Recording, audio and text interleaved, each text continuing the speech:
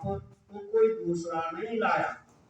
इसलिए संत महापुरुष कहते, भगवान कृष्ण कहते कर्मण्येवाधिकारस्ते मां फलेषु कदाचन।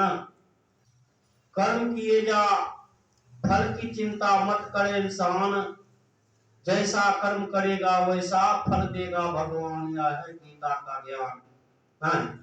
जैसा कर्म करेगा वैसा फल देगा भगवान, यह है गीता का ज्ञान। आगे कहते करे बुराई सुख चाहे, अब कैसे पावे कोई, अरूपे बिरवा नीम का आम कहाँ ते होए। कोई नीम वाला गाछ लगा दे और सोचे आम वाला फल फलेगा, कभी संभव है उस गाछ में आम का फल फले? नीम के बदला में नीमे फलेगा। उसी तरह हम आप जैसा कर्म करेंगे उस कर्म का फल हमको भोगना ही पड़ेगा। थोड़ा सा करेंगे, थोड़ा सा नहीं, बहुत मिलेगा। जिस तरह एक खेत होता है, खेत में हम लोग बीज बोते, गेहूं का खेत है, 10 बीघा खेत है, 2 क्विंटल 4 क्विंटल गेहूं छीड़ दिए ना, कितना काट कर लाए, मन का मन, क्विंटल का क्विंटल, ट्रक का ट्रक लाते अनाज। थोड़ा सा छीटे कितना लाए। उसी तरह शरीर रूपी खेत में कर्म रूपी बीज बोए जाते हैं। थोड़ा सा कर्म करेंगे तो उसका फल अनंत गुना बन कर आएगा। खाएगा कौन, फल को भोगेगा कौन? जिसने बोया। जो किसान है उसी को उसका फल भोगना पड़ता है। उसी तरह शरीर रूपी खेत का किसान कौन है? संत कहते हम। तुलसी यह तन खेत है, मन वच कर्म किसान, पाप पुण्य दो बीज है, बुरे सुने दिनदार। इस शरीर खेत है और शरीर रूपी खेत में किसान कौन? मन वचन कर्म किसान। बीज क्या बोया? तो कहा पाप और पुण्य, दो ही तरह का बीज।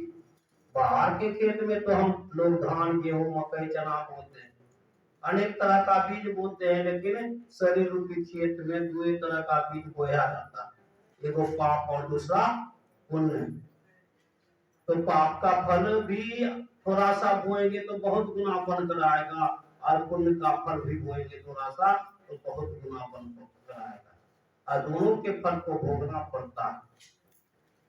इसलिए संत महापुरुष कहते हैं जो भी कर्म कीजिए उसके पहले सोचिए।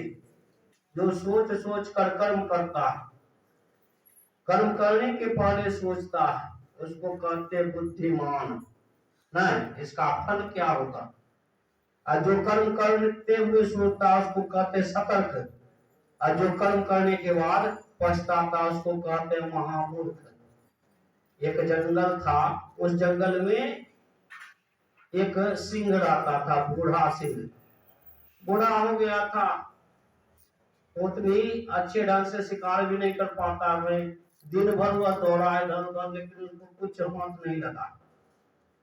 भूख प्यास से व्याकुल होकर वह सिंह एक गुफा के नजदीक गया। सोचा शायद इस गुफा में कोई होगा, मार कर खा लूंगा। तो सिंह जो है गुफा में प्रवेश करते तो देखता है गुफा खाली है, कोई है नहीं। अब सिंह सोचने लगा अब कहाँ जाऊं, दिन भर घूमा हूं, कुछ नहीं मिला, अब संध्या होने चला, शायद इस गुफा में कोई रहता होगा, रहता आएगा तो मार कर खा लूंगा। तो सिंह उस गुफा में निश्चिंत होकर बैठ गया। और उस गुफा में रहता था एक सियार। सियार मन बोलते गिदड़, उसको देहाती भाषा में पंडित जी कहते हैं, ज्ञानी होता। तो उसके आने का समय आया, तो जैसे आने का समय आया तो सतर्क गुफा में प्रवेश कर रहा है, लेकिन सावधान है, देखता है मेरी गुफा में कोई गया, क्योंकि किसी के जाने का पद का चिन्ह का निशान है। देखा कोई जरूर गया है, उसके पद का चिन्ह का निशान, लेकिन उधर से लौटने के पद का चिन्ह का निशान नहीं है, जरूर दाल में कुछ काला है। तो खड़ा हो गया सियार गुफा के बाहर और सोचा ऐसे नहीं प्रवेश करना चाहिए। तो वह था बहुत बुद्धिमान, क्या कहता, रे गुफा मेरे और तुम्हारे बीच यह पहले से तय हो चुका है कि जब जब मैं आया करूं तो हमको बड़े आदर से बुला लिया करूं, आज तुम नहीं बुला रहे हो, क्या बात है? आज तुम्हारी बोलती क्यों बंद हो गई है? कहा आज तुम हमको नहीं बुला रहे हो, क्या बात? तो सिंह सोचने लगा शायद यह गुफा बोलती भी है, लग रहा है मेरे आने के कारण आज इसकी बोलती बंद हो गई। तो सिंह सोचने लगा अगर गुफा नहीं बोलता, अब मैं भी नहीं बोलूं तो आया हुआ शिकार लौट जाएगा, इसलिए क्यों ना मैं ही इसके बदला में बोल दूं।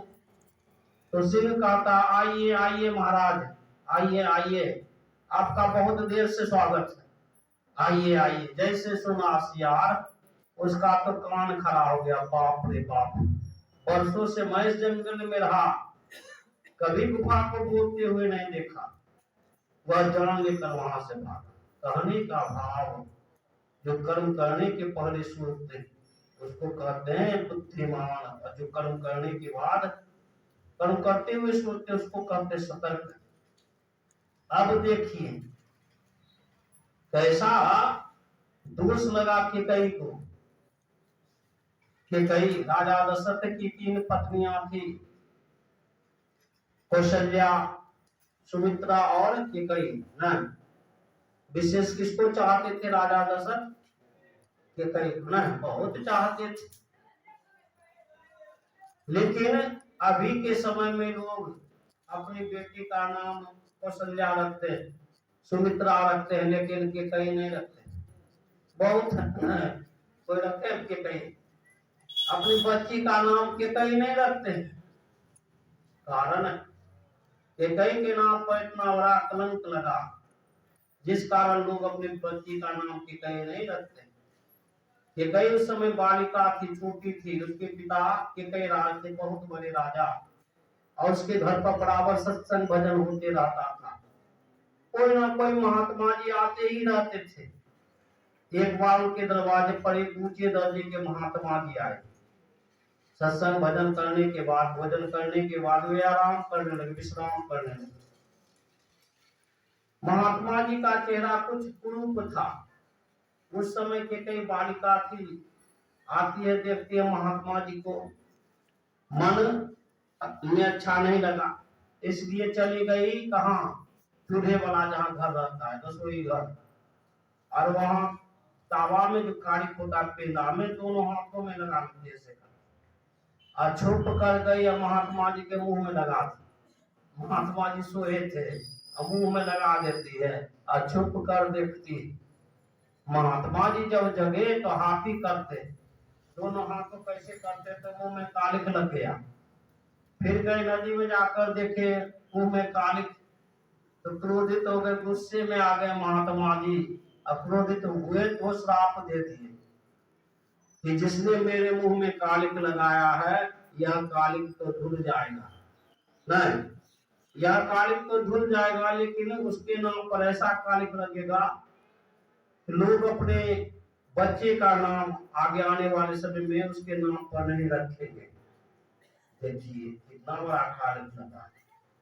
अब महात्मा जी जब चलने लगे तो केकई बैठकर महात्मा जी को देखती। महात्मा जी सोचे इसका कुछ कल्याण करना चाहिए, तो महात्मा जी कहते एक लोटा पानी दो, तो केकई दाहिने हाथ से पानी देती। महात्मा जी कहते तुम्हारा वह हाथ वज्र के समान मजबूत हो जाएगा। केकई जब बड़ी हुई, शादी हो गया राजा दशरथ के साथ, तो राजा दशरथ इतने बड़े राजा थे, शक्तिशाली चक्रवर्ती राजा। इस धरती के राजा को कौन कहे? स्वर्ग के बड़े बड़े देवी देवता भी इनकी तरफ ताकते रहते थे, कब राजा दशरथ का आदेश होगा, उनके मुताबिक मैं चलूं। सब मुंह देखते रहते थे। धरती के सभी देवी देवता, स्वर्ग के भी देवी देवता भी उनसे सहायता मांगते थे। इतनी शक्ति थी। भाला जो मारा जाता था, वह भाला उसके शरीर में जाकर टेढ़ा हो जाता था। वज्र के समान मजबूत था राजा दशरथ का शरीर। एक बार देवासुर संग्राम हो रहा था। स्वर्ग के सभी देवी देवता राजा दशरथ से सहायता मांगे, तो राजा दशरथ उस देवासुर संग्राम में गए। उस समय के कई जो है सारथिक का काम की, सारथी का नहीं, घोड़ा हाँकने वाला सारथी का, और वह गई उस संग्राम में। उस समय राजा दशरथ लड़ते लड़ते जो है लहूलुहान हो गए, और राजा दशरथ का रथ का पहिया जमीन में धंस गया। बहुत प्रयास करने के बाद भी उस रथ का पहिया नहीं निकल रहा था। तो केकई को जो वरदान था, तुम्हारा दाहिना हाथ वज्र के समान मजबूत हो जाएगा, उसी हाथ से वह निकाल दिया रथ का पहिया, और रथ को युद्ध भूमि से बहुत दूर ले गए।